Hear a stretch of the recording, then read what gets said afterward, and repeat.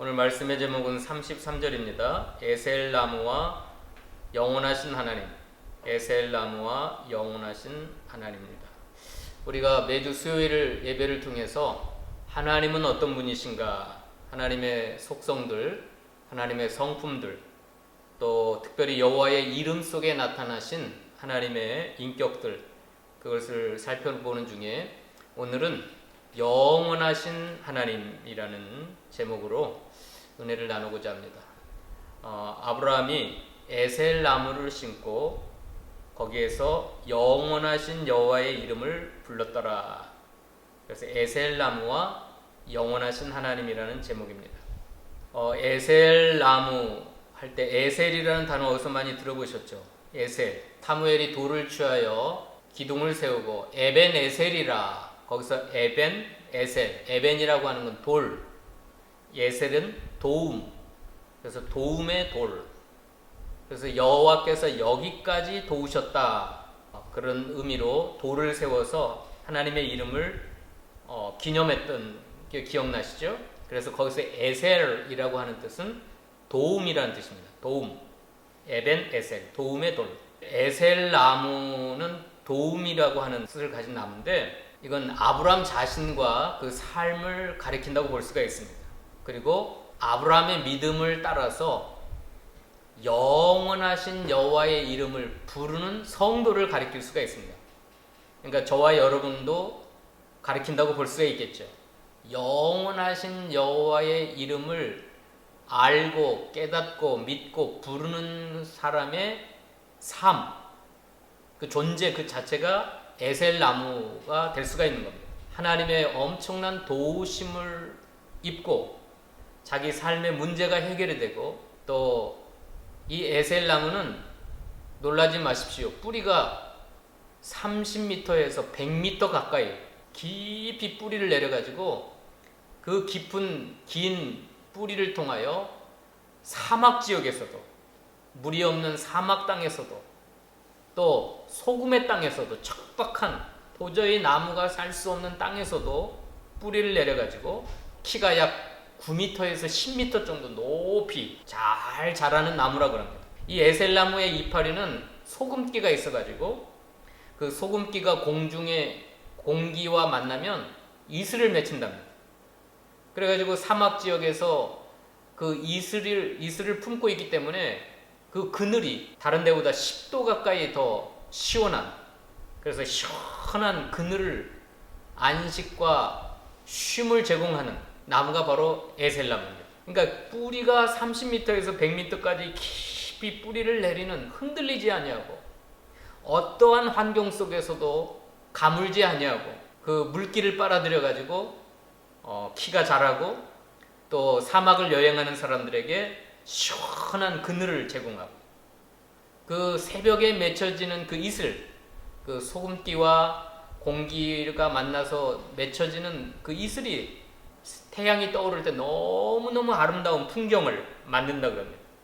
그러니까 이 에셀나무는 영원하신 하나님을 신뢰하고 믿고 깨닫고 의지하는 아브라함 자신을 가리켜요. 아브라함의 삶 가운데 도움을 주시는 그 영원하신 하나님이 아브라함의 삶의 문제를 해결해 주시고 도움을 주시는 그런 은혜를 에셀나무를 심고 기념한 것처럼 그 에셀나무는 누구를 상징한다고요? 아브라함을 가리키고 오늘날 영원하신 여호와의 이름을 부르는 믿는 성도들의 삶을 가리킵니다. 그럼 오늘 본문에서 21장에서는 아브라함은 두 가지 문제를 하나님이 영원하신 여호와께서 해결해 주셨습니다. 1절로 21절까지는 가정의 문제, 자녀의 문제를 해결해 주셨어요. 하나님이 이끄심을 따라, 하나님의 지시하심을 따라, 하나님의 도우시는 은총으로 복잡한 가정의 문제가 해결이 됐습니다. 아브라함은 75세에 부름받았지요. 근데 하나님이 부르셔가지고 너의 자손이 하늘의 별과 같을 것이다, 바닷가의 모래와 같을 것이다 라고 약속했지만 25년 동안 아들이 없었어요. 그래서 100세 되는 해, 25년이 지난 100세 되는 해 이삭을 낳았습니다. 바로 21장 1절에 이삭이 탄생하는 그 놀라운 축복된 일이 벌어지는 겁니다. 25년 동안 그 인내로 하나님의 약속을 붙잡고 흔들리지 아니하고 영원하신 여호와의 이름을 끊임없이 부르면서 신뢰했던 아브라함에게 드디어 100세에 자기 몸에 죽은 것 같은가 사라에 대해 죽은 것 같음을 알고도 믿음이 약하여지지 아니하고 의심하지 아니하고 약속의 말씀이 반드시 이룰 것을 확신했던 아브라함에게 이삭을 선물로 주셨습니다. 그 이삭의 뜻이 뭐죠? 웃음이라는 뜻이에요. 웃음, 기쁨.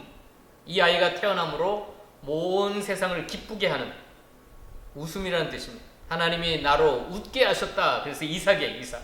근데 이삭이 태어날 때 무슨 일이 벌어졌죠? 졌을 때에 크게 잔치를, 오늘날 말하면 백일잔치, 돌잔치와 같이 잔치를 배설했고, 누가 있었습니까? 이스마엘. 첫 하갈이 낳은 아들 이스마엘은 13년 차이에요. 13년 차이. 13살이 많아요. 근데 이 이스마엘이 약속의 아들 이삭을 놀리는 겁니다. 그거 한번 보십시다. 8절에 보면 아이가 자라매 젖을 떼고 이삭이 젖을 떼는 날에 아브라함이 큰 잔치를 베풀었더라. 사라가 본즉 아브라함의 아들 애굽 여인 하갈의 아들이 이삭을 놀리는지라. 갈라디아 4장 29절에 보면 이 놀린다는 단어를 박해했다, 핍박하고 죽이려 했다는 겁니다. 여기 놀린다고 할 때 우리나라 말로는 뭐 놀리는 게 뭐가 그렇게 큰 문제인가 그랬지만, 이 박해라고 하는 단어를 보면 히브리 말로는 화를 쏘았다는 거예요. 화를. 13살 많은 이스마엘이 그 어린 이삭을 향하여 놀리면서 화를 쏘는 거예요. 화를 쏘면서 놀리는 거예요. 그러니까 이건 생명의 위협을 받는 박해입니다. 박해. 한번 찾아봅시다. 갈라디아 4장 29절. 그러나 그때 육체를 따라 난 자가 성령을 따라 난 자를 박해한 것 같이 이제도 그러하도다. 그러나 성경이 무엇을 말하느냐? 여종과 그 아들을 내쫓으라. 여종의 아들이 자유에 있는 여자의 아들과 더불어 유업을 얻지 못하리라 하였느니라. 이 육체를 따라 난 자는 하갈, 첩을 통해서 태어난 이스마엘을 상징하고, 성령을 따라 난 자는 약속의 아들 이삭을, 사라의 몸에서 태어난 이삭을 가리킵니다. 그러니까 육체를 따라 난 이스마엘이 성령을 따라 난 이삭을 박해했다 그랬어요. 이 창세기 오늘은 놀렸다 그랬지만, 갈라디아의 같은 성령의 감동으로 기록된 갈라디아에서는 박해했다. 박해가 뭐죠? 생명을 죽이려 한 거예요. 그래서 실제로 히브리어 단어의 의미는 화를 쏘는 거예요. 화를 쏘. 그 미치광이 왕 사울이 다윗을 죽이려고 창을 던진 것처럼 이 이스마엘이 이삭을 죽이려고 했던 겁니다. 그러니까 사라가 깜짝 놀래가지고 여종의 아들을 쫓아내라.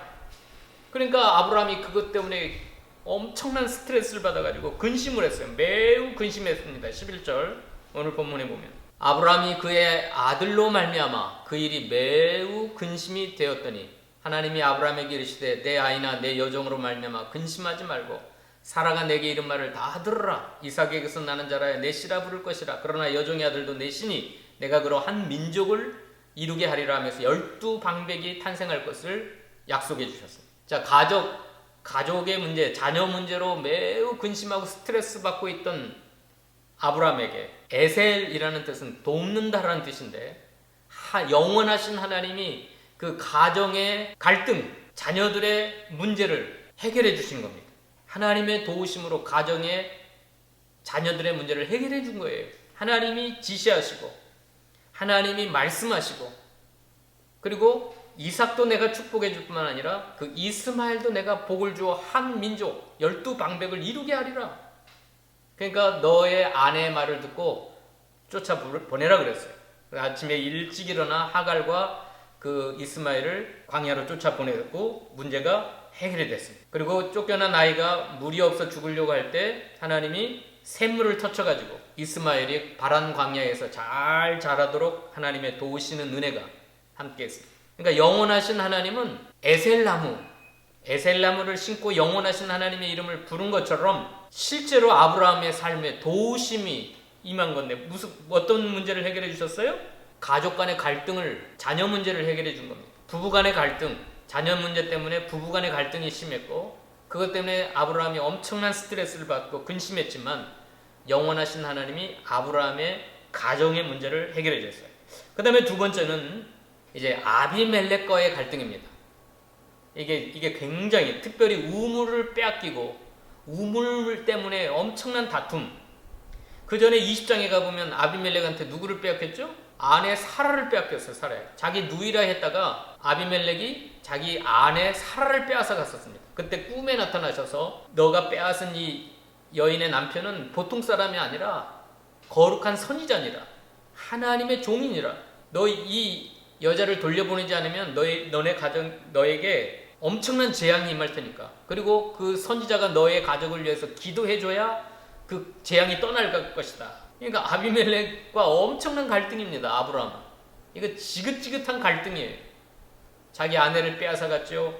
오늘 본문에 뭐라 그랬어요? 25절 보십시다. 아내를 빼앗아 갈 뿐만 아니라 우물을 빼앗아 갔어요. 25절에 아비멜렉의 종들이 아브라함의 우물을 빼앗은 일에 관하여 아브라함이 아비멜렉을 책망하며 아비멜렉이 이르되 누가 그리하였는지 내가 알지 못하노라.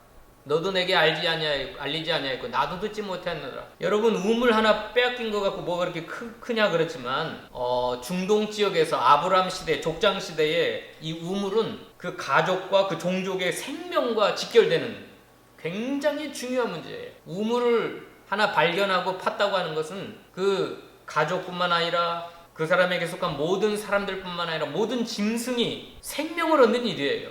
이건 목숨이 달린 일입니다. 우물은. 우리 호주에서는 이게 맑은 물을 뭐 펑펑 먹고 쓰고 하지만 아프리카나 그 어려운 나라들 보면 막 흙탕물을 먹잖아요. 흙탕물. 그것도 구할 수가 없어서 5kg, 10kg까지 그 더러운 물통을 이고 가가지고 그 더러운 물을 받아와가지고 먹으니까 다 탈이 나고 장티푸스가 걸리고 전염병이 생기고 어린 아이들이 많이 죽고 그러잖아요.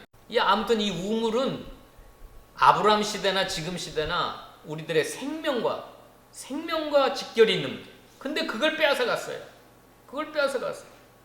그러니까 이 아비멜렉의 땅에서 나그네로 살아가고 있는 아브라함은 약자입니다. 약자. 을이에요.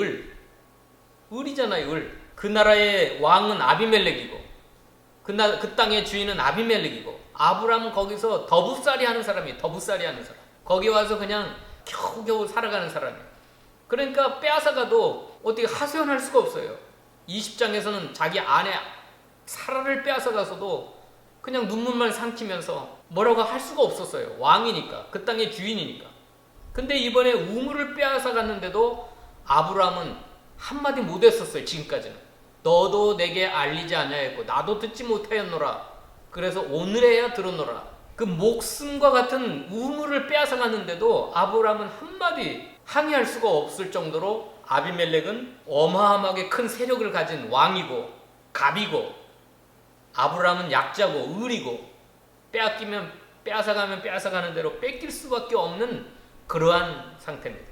그런데 아브라함이 영원하신 하나님의 이름을 부르고 하나님을 의지하니까 에셀, 도우시는 은혜가, 하나님의 돕는 은혜가 아브라함에게 임하니까 어떤 일이 벌어졌어요? 놀라운, 이건 있을 수 없는 일이 벌어졌습니다. 22절 읽어볼까요? 23절까지 읽어봅시다. 그때 아비멜렉과 그 군대 장관 비골이 아브라함에게 말하여 이르되 내가 무슨 일을 하든지 하나님이 너와 함께 계시도다. 그런즉 너는 나와 내 아들과 내 손자에게 거짓되이 행하지 아니하기를 이제 여기서 하나님을 가리켜 내게 맹세하라. 내가 내게 후하대한 대로 너도 나와 내가 머무는 이 땅에 행할 것입니다.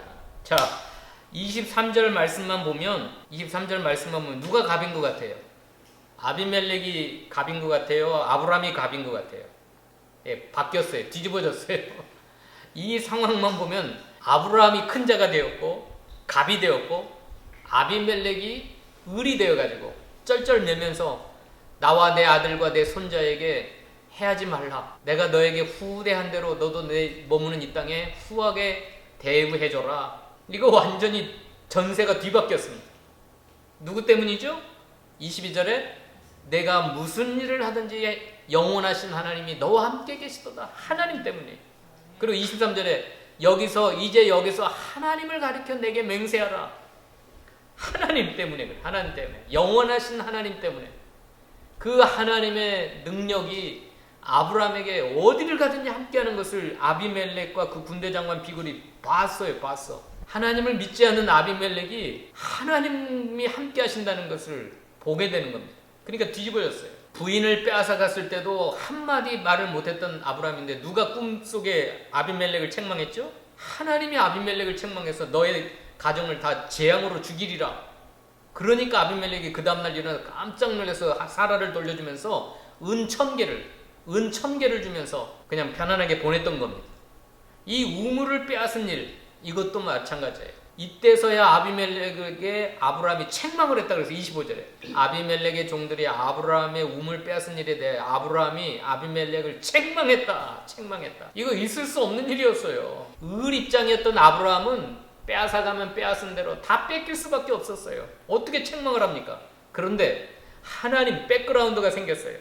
영원하신 하나님의 도우심이 함께 하시고 그걸 아비멜렉이 보니까 거기에 굴복을 하고 말았던 겁니다.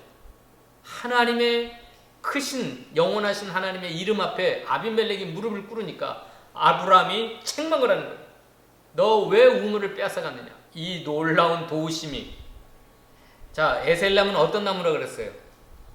에셀나무의 뿌리는 30m, 100m까지 뿌리를 내려가지고 저 깊은 곳에서 물을 빨아들이고 영양분을 빨아들여서 다른 나무는 살 수 없는 그 사막 지역에서 소금의 땅, 척박한 땅에서도 물을 빨아들여가지고 9m 높이까지 그리고 사막을 지나는 수많은 여행자들에게 안식처를 제공하는 그늘을 제공하는 나무라 그랬어요. 이게 누구를 가리킨다 그랬어요? 영원하신 하나님의 이름을 믿고 신뢰하고 그 하나님을 깨닫고 알고 의지하는 그 사람의 삶을 가리켜요.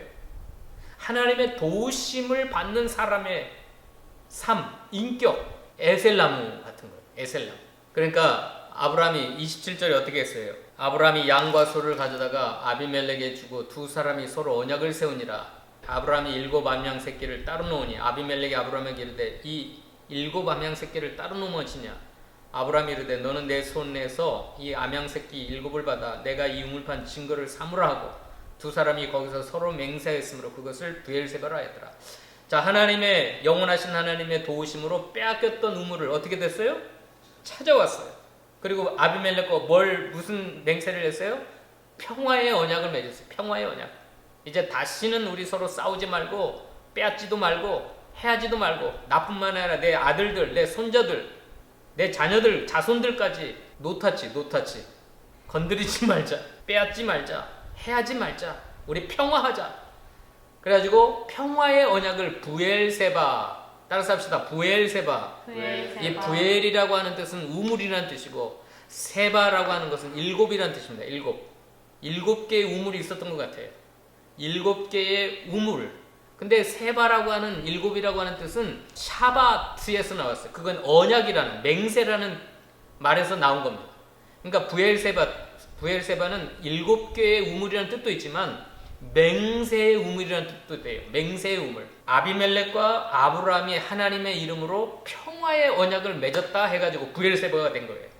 그래서 언약을 세움에 아비멜렉과 군대장관 비굴은 떠나 블레셋 땅으로 돌아가고 아브라함은 하나님의 그 도우심으로 말미암아 빼앗겼던 20장에서는 아내도 하나님의 은혜로 찾아왔고 21장 오늘 본문에서는 잃어버렸던 빼앗겼던 우물도 찾아왔고 너무너무 그 은혜가 감사해요. 33절 다 같이 읽어봅시다. 아브라함은 부엘세바에 에셀나무를 심고 거기서 영원하신 여호와의 이름을 불렀다. 에셀이라는 뜻이 뭐예요? 도우셨다. 이 도움의 나무. 이 에셀나무는 타마스크라고 하는 그 영어로는 상수리 나무과에 속합니다. 상수리 나무. 근데 우리가 상상하는 상수리 나무는 전혀 달라요. 잎이 마치 소나무처럼 뾰족뾰족 해가지고 거기서 무슨 맛이 나요? 이파리에서 짠맛이 나요. 짠맛. 거기 염분이 섞여가지고 그게 공중의 공기와 섞이면 어떻게 돼요? 이슬이 맺혀. 이슬. 반짝반짝 아침에는 반짝반짝 빛나고 다른 데보다 그 그늘이 10도나 더 시원하고. 그래서 에셀나무는 도우심을 받는 성도의 모습이에요. 성도의 모습. 그래서 어떠한 환경도 다 이기고 어떠한 척박한 상황 속에서도 푸른 잎을 피우고 가지를 뻗고 많은 사람들에게 안식처를 제공하고 그늘을 제공해주는 사막을 여행하는 피곤하고 곤고한 자들에게 안식처를 제공하는 그 성도의 아름다운 모습을 상징하는 겁니다. 그래서 브엘세바에 에셀나무를 심고 거기서 영원하신 여호와의 이름을 부르며 하나님을 예배했습니다. 하나님을 찬양하고 하나님을 예배하고 그 블레셋 땅에서 여러 날을 지냈더라. 어떻게 지냈을까요? 이제 가족 간의 갈등도 사라졌고 가족의 평화가 찾아왔고 그 다음에 삶의 그 이스라엘 그 블레셋 사람들과의 그 관계 속에서 그 그랄 왕 아비멜렉과의 그 지긋지긋한 갈등이 다 끝났으니까 평화로운 날들을 지냈더라고 읽어야 돼요. 그가 블레셋 땅에서 평화로운 여러 날들을 지냈더라. 너무나도 평안한 삶, 평화의 삶. 이게 어디서 누구에게 허락하신 거죠? 에셀, 영원하신 여호와의 도우심으로 그렇게 된 거예요. 하나님이 도우셔야 됩니다. 여러분의 자녀들의 문제, 가정의 갈등, 가정의 문제, 또 여러분이 사회에서 수많은 사람들과의 그 갈등들, 여러분들을 빼앗아가고 심지어는 죽이려고 그러고 재물을 빼앗고 이 아비멜렉은 아내도 빼앗아가고 생명과 같은 우물도 빼앗아가고 다 빼앗아가려는 거기서 약자로 살았던 아브라함이 영원하신 여호와 하나님이 함께 하시니까 약자가 아니라 이제 갑이 되었어요. 갑. 그 사람들이 무릎을 꿇은 겁니다. 아브라함은 싸우지 않았어요. 아비멜렉과 싸우지 않았어요. 그저 하나님만 바라보고 하나님만 의지하고 영원하신 하나님을 깨닫고 믿고 신뢰하고 그 하나님의 지시를 따라 하나님의 이끄심을 따라 살았더니 자기를 괴롭혔던 아비멜렉이 군대 장관을 이끌고 와가지고 우리 서로 평화하자, 화해하자, 빼앗아갔던 우물을 돌려주고 이렇게 된 겁니다. 또 가족 간의 갈등도 어떻게 됐어요? 하나님이 찾아오셔서 지시하신 거예요. 이렇게 하라. 그러니까 하나님이 이끄심을 따라 순종했더니 가정에도 평화가 찾아왔습니다. 약속의 아들도 잘 됐고 또 육체를 따라 난 이스마엘도 12방백을 이루는 하나님의 놀라운 축복이 함께했고 이 가족의 평화도 찾아왔고 삶의 평화도 찾아와서 아브라함이 블레셋 사람의 땅에서 여러 날을 평화롭게 지냈더라.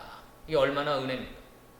그래서 우리가 영원하신 여호와, 우리가 하나님의 성품을 알아가고 하나님이 어떤 분이신가를 안다고 하는 것은 지식적으로 아는 게 아니에요. 우리의 삶의 경험으로 그 하나님의 도우심을 힘입고 우리가 실제적으로 알아가는 겁니다.